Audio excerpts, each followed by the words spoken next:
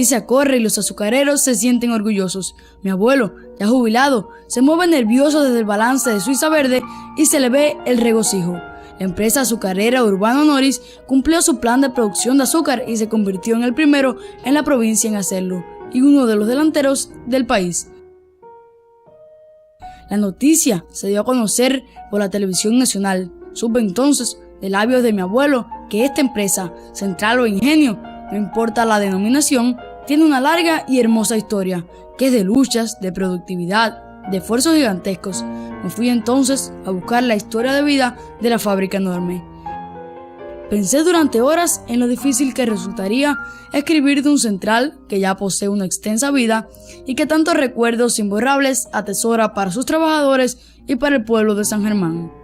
Quise buscar en los archivos, entrevistar a historiadores, trabajadores, dirigentes y ponerme a escribir, pero admito que siempre me ha gustado imaginarme que las cosas, los objetos y los lugares tienen vida, que ellos pueden hablar, decir quiénes son, qué han hecho, y decidí de esta manera hacerle una entrevista imaginaria al Central Urbano Noris. Con tales ideas fui a pararme frente a la imponente fábrica y a realizarle las preguntas necesarias para escuchar las respuestas que me permitieran acercarme a su historia y comprender por qué aquellos gigantescos tubos, tanta masa de hierro, la enormidad de su tamaño, el número tan grande de obreros que entran y salen, el nombre de Urbano Noris, el orgullo de los trabajadores y el del actual director Lázaro, o la explicación que tiene que muchas personas sepan de nosotros por el gigante productivo. Comprendí que en gran medida la historia del territorio, hoy que lleva el mismo nombre del combativo líder sindical, es un poco la de este central. Incluso el propio Fidel, cuando visitó nuestro coloso azucarero en 1996, le habló a los obreros que cuando estudiaba en La Habana, al pasar en tren por el pueblo, observaba la fenomenal fábrica, sus chimeneas gigantes, y había deseado entrar allí alguna vez. No se trata de una historia común, sino la historia de la identidad de un pueblo y de los hombres que hacen o hicieron azúcar, entre ellos familiares cercanos, que se me relevan como necesidad sentimental relatarla. Pudiéramos comenzar como lo hacen los periodistas, expresar que nos asombró la historia de un central que se destacó por las luchas obreras, la defensa de su identidad productiva, las grandes molidas, los cambios de propietarios, las transformaciones tecnológicas, el liderazgo del comunista pobre y negro Urbano Noris, la intervención de la fábrica por el gobierno revolucionario y su andar en todos estos años de revolución, imponiendo récords, cumpliendo planes, sufriendo embastes, pero manteniéndose erguido como símbolo viviente del territorio. Pero no vamos a repetir lo que ya mucha gente conoce. Tampoco vamos a reiterar los mismos datos que la prensa escrita y la televisión han divulgado acerca del cumplimiento del plan o su contribución al 95% del compromiso de la provincia o en torno a la visita de Fidel en 1996. Ni volveremos al tema que abordamos el año anterior cuando nos acercamos a la zafra del 70 y sus características especiales. Vamos a contar esta historia de vida en un sentido regresivo y en vez de referir su construcción a principios del siglo XX, nos estimula a indagar acerca de sus logros recientes y el impacto de los mismos en el territorio y los propios obreros que impulsaron la zafra, de los acompañamientos imponentes de trabajadores de otros sectores para apoyar la molienda y del esfuerzo que el territorio realizó para que los obreros de la fábrica mantuvieran el ritmo adecuado para producir con alto rendimiento. Presiento el regocijo del Urbano Noris cuando de sus chimeneas brota un persistente hilo de humo y muele con eficiencia, o cuando me dice ante el respaldo popular que me gusta que todos se sientan que le pertenezco y que apoyen para que los obreros que trabajan en mis instalaciones se encuentren bien y realicen su trabajo con calidad. Miro hacia su entrada principal y veo caminar junto a hombres, mujeres, negros, blancos, personas mayores y más jóvenes que salen o entran a la fábrica. La palabra sabia del coloso me devuelve a su historia. Otros centrales han sido desmontados y hasta yo sufrí inactividad durante algún tiempo y escuchaba a muchos trabajadores que decían que algo le faltaba. Todos querían verme andar, escuchar mi ruido, sentir el olor que expando y hasta el humo que se levanta para decir que estoy generando azúcar. Durante el periodo especial, el Central Urbano Noris parecía que colapsaba y dejaría de darle vida a su pueblo humilde y laborioso. Se desmontó parte de la tecnología, Muchas de sus áreas se deterioraron y hasta desaparecieron algunas. No pocos pensaron que sería el fin de una historia que comenzó a tejerse en 1919, cuando el Central Canarias realizó la primera zafra con un solo tándem, o posteriormente bajo el nombre de la compañía azucarera San Germán, dedicándose a los mismos negocios de siembra de caña, fabricación de azúcar, aguardiente y sus anexos en el ingenio. También pudo dar por determinada la historia penosa de la época en que pasó al Chase National Bank a través de la compañía azucarera norteamericana Fidelity Sugar Company, con sede en Nueva York, y más tarde se convirtió en propiedad de los Fallas Gutiérrez. Pero felizmente la historia del Gran Central del Centro del Oriente nos permitió, con el periodo especial, ella sigue en la actualidad para apoderarse del orgullo de los que vivimos en este territorio. Es cierto que en la década del 90 se tomó la decisión de parar provisionalmente algunos centrales, minimizar la producción de azúcar y reorganizar las áreas agrícolas en otras producciones. Pero literalmente resistió el Urbano Noris a la nueva situación y pronto, con el esfuerzo de sus trabajadores, se alistó para continuar haciendo zafra.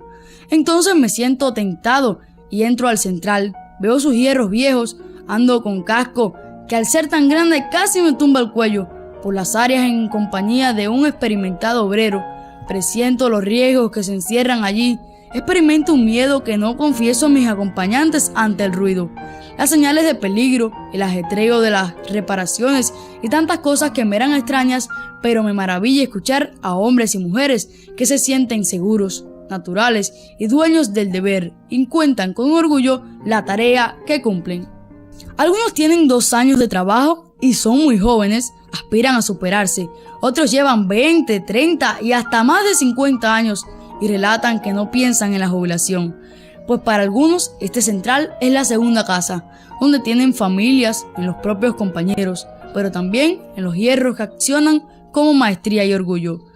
Un hombre maduro cuenta acerca de cómo transcurre el proceso productivo y rasga sobre un papel trazos que quieren hacerme entender todo el ciclo que corre la caña, que llega en vagones de línea o camiones al central hasta que sale convertida en azúcar de altísima calidad. Ante aquellos relatos pienso en mi abuelo y hasta intento imaginar un poco de cómo sería su andar allí, en los turnos a las 11 de la mañana, las 7 de la noche o hasta las 3 de la mañana, frente a los molinos gigantes que trituran la caña o las calderas que procesan las mieles o las centrífugas, los filtros y las esteras. Me parece verlo inalcanzable, en su permanente ajetreo, en el duro trabajo, la necesaria espera o la atención cuidadosa que el central produce.